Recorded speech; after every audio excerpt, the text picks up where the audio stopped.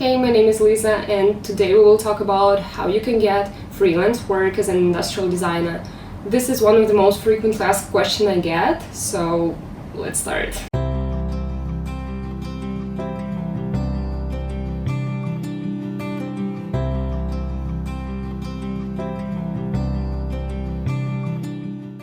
There are two methods that you can use to find client work. So it's long-term method and a short-term one. So long-term method is all about building social media presence. I will do a separate video about this topic, but today we will talk about short-term methods, which is basically when you actively reach out to clients, not waiting for them to find you. So this way will be very useful for beginners, as well as for somebody looking for extra work. The first and the most obvious one is freelance platforms. The tricky thing here is that there are different types of freelance platforms and they all work differently. The first type is when you register on a platform, you see all the job posts there and you can directly respond to clients offering your services. I would recommend this type of freelance platforms because it's easy to use and you don't have to have rating to really get a job. Here I can recommend using Upwork or Guru because I used to use these platforms myself and I know that they work. I'm sure that there are all different services around, so you can try other ones. The second type of freelance platforms is when you register on a website, you upload your portfolio there, and that's basically it. So all you have to do is wait for clients to find you themselves, which is pretty hard when you have no rating. And this type of websites are very competitive, so I would not recommend using any of that. And the third type of freelance platforms is the one where you can register only if you have an invitation from somebody who is already registered there. I don't have personal experience using this type of services because obviously I didn't have any invitations to use, but if you have one, why not to try? Probably if these platforms are limited, I mean you cannot freely register there, it might be less competitive, but I'm not sure in that because I don't have personal experience using them, so try yourself if you can. So anyways, my suggestion would be, if you want to try using freelance platforms, do it, but look for the platforms that you can use actively responding to client works, because it will be much more efficient for you. And another tip would be using the same nickname on the platforms as the one you use in other social media like Instagram or Facebook, because it happened to me a couple of times that clients that we worked on using the freelance platforms then found my Instagram themselves and they messaged me and we continued working directly outside of the platform. And that's great because if you don't know, freelance platforms take around 20% commission of each purchase. And then you also have to pay your taxes. So eventually you will get like a half of the amount that was initially planned. So yeah. By the way, you cannot share any contact details in messages in freelance platforms because the algorithms work this way that you will be automatically blocked for doing that, because obviously freelance platforms want you to stay on the platform and pay the commission they get from each purchase. But yeah, using the same nickname everywhere may probably help you without breaking any rules. You probably think, what can I do to find freelance client work outside of the freelance platforms? Well, first of all, you have to understand what type of clients you are looking for. It can be a design consultancy, which is basically a design studio which works on different client projects, and it can be anything industrial design related like furniture design, transportation, electronics, kitchen supplies, etc. all at once basically. And this type of clients usually look for new designers on official job hunting websites like LinkedIn, Glassdoor or Indeed, etc. Such companies often offer remote positions as well as freelance work, which means that every single time they will get a new project, they will contact you and you will work on it. There are several advantages of working with such companies. The first one is that you will not have to waste your time looking for new projects because this company will basically give it to you. And the second advantage would be that you will have an amazing experience working in a great company of engineers, manufacturers, IT developers, managers, basically everybody who is involved into this design process. So you will pretty much have the same experience as working full-time at this company. So I would suggest you check official job hunting websites every once in a while, maybe a couple of times a week, and message the potential employers directly using their own websites. So if you Google something like Design Consultancy UK or something like that, you will find a lot of companies and you can directly reach out to them, telling about your services and potential collaboration, if that makes sense. And also always include a kind of a sentence like what advantages the company will get working with you. Another type of client that you may have is an individual who is going to start his own business and he's looking for a designer to help him out. To find a client like this, you have to imagine what kind of services he uses, where he spends his time, and what his hobbies are. It might be a particular social media or some kind of a public place where he spends his weekends, for example. So my suggestion would be here is start looking for clients where no other designers would. So choose one field of industrial design and start looking for social media groups and channels where this topic is discussed. So for example, if you want to work as a furniture designer, let's say, start looking for groups and channels where people discuss how to build a startup in this field, how to manufacture sofas or something like that. But pay attention that you don't have to use any design-related groups because this will be pretty much useless. So once you find a channel where people discuss all of this business-related stuff, you can go through the messages that you will find there.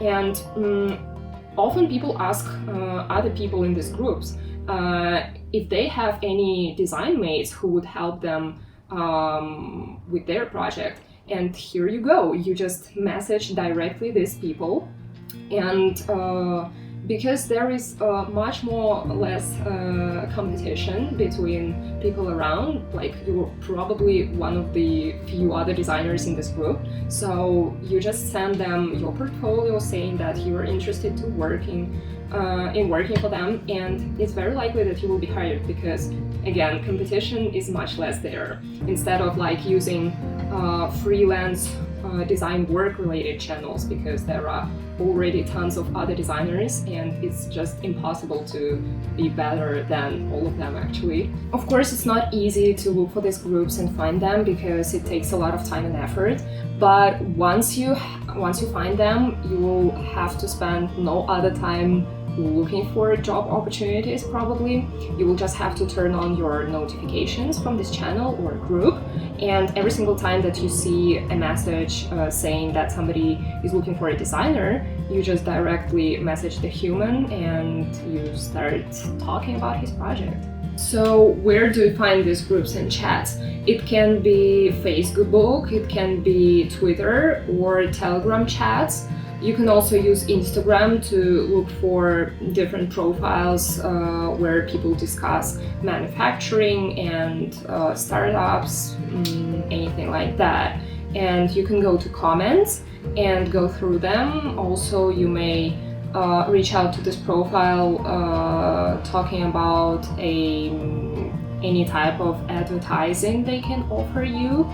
And yeah, just be creative with the ways where you can find these groups, and just in general think about the ways that can be efficient for you that no other designers probably use. My next tip to find clients will be niching down. What I mean by that is you should choose one field. It should be a broad one like furniture design or home supplies design, which is even bigger, I guess, which includes furniture design, lighting, kitchen supplies, etc. Just choose something big, but still kind of specialize on something, because this will give you an opportunity to attract a particular type of clients, you know. This does not mean, though, that you will have to work only on one type of products for the rest of your life. No, but just make sure that people understand what is the main service that you offer. It's always very important to show exactly what services you offer and make sure that this is very clear to your customers. I'll give you a reason why. So when I was just starting in industrial design, I didn't have a particular portfolio. I just had a bunch of different projects shown in sketches, and every single time I replied to job offers, I collected a particular type of my sketches, which were more related to the project I was responding to. And this was such a mess because often I got offers from clients asking for services I don't really provide, like engineering or some kind of abstract art, which is definitely not what I do.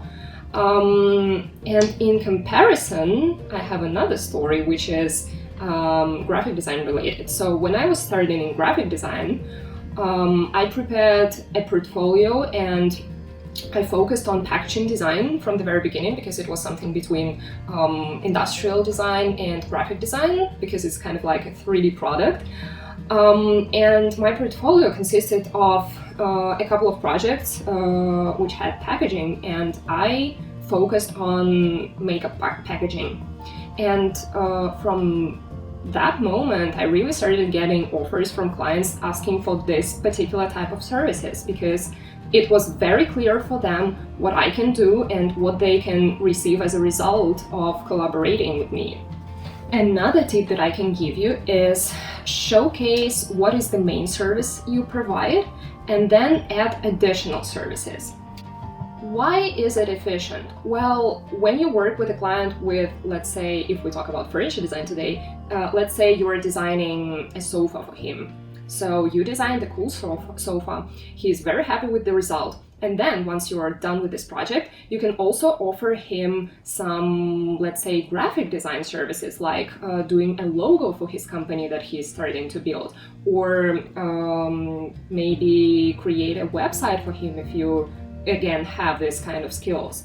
So think about what other services that can be additional to your industrial design ones, what clients might probably need in addition to industrial design services.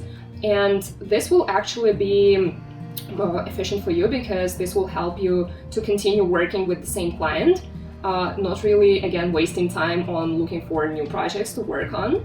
And this will potentially end up in a long-term relationships, because if you build a website, it's very often needed to make adjustments, to add new pages, etc. So think about that. I will anyway suggest concentrating on your main services first. Make sure that you are good at it, and then think about additional ones that you can offer, and expand your skills.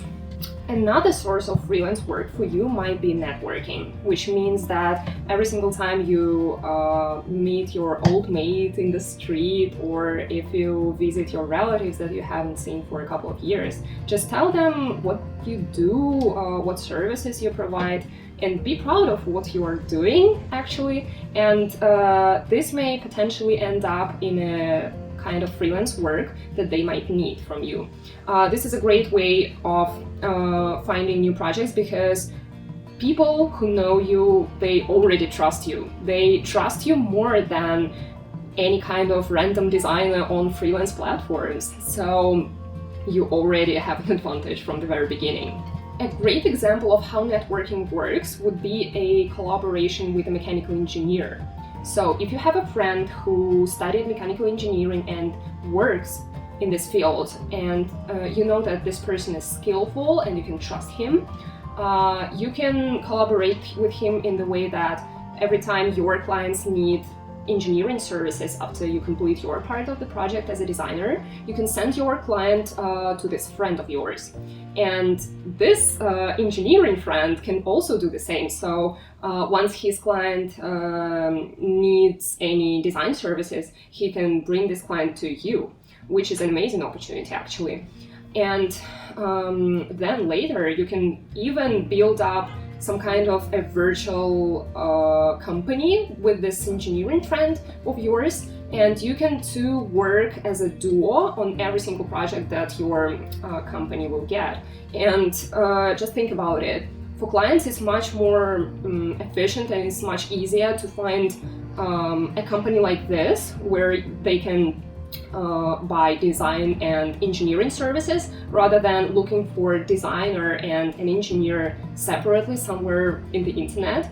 So think about it, and this might be a great opportunity for you to start your own kind of business.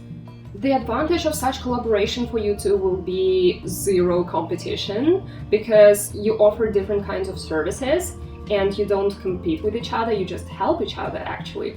Unlike the situation if you start a company with a couple of other industrial designers in your team, and this might be a little bit competitive. So I would suggest just building a team of different specialists, and yes, this will definitely increase your opportunities to land a job. Another way of finding freelance clients would be taking part in business conferences and meetings. So if you give a public speech about your industry, the industry of design, and if you showcase how impactful it might be for other businesses, this may attract some clients or investors. I don't have personal experience doing anything like that, but I know a lot of people who really end up having a couple of clients after such meetings. And yeah, I think that's a great chance to get extra job.